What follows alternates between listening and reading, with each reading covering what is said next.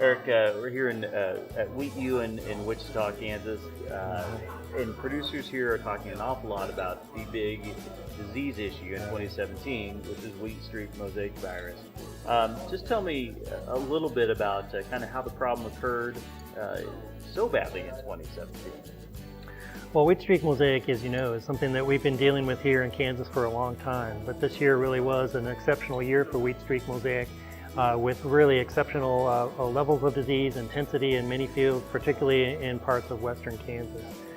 This year we think it was bad partly by a combination of management decisions that were things that were set in motion last summer, where there was a lot of volunteer wheat that was left in parts of western Kansas, and then also primarily mild fall temperatures.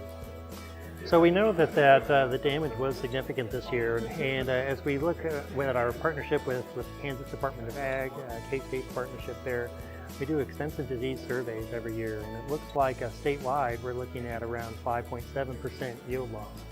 Now in a statewide effort or loss, that doesn't sound all that impressive, but when you start to multiply that by the amount of bushels that were lost, we're looking at something like 19.5, 19.2 million bushels of wheat.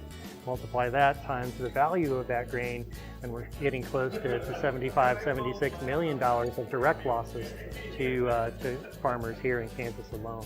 So one of the things as I travel around the state talking about this is we emphasize the importance of volunteer control, and we've done that here in our discussion today.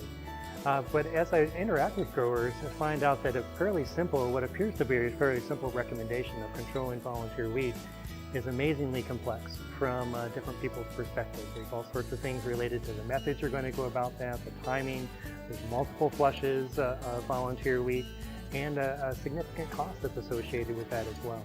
So even though that sounds simple, it's not a trivial task, and we begin to understand some of the challenges that growers face in trying to manage just the single hazard of wheat streak mosaic, let alone the whole spectrum of diseases and other production hazards that they face in the state. Very good. Erick DeWolf with Kansas State University, thanks so much. You're welcome.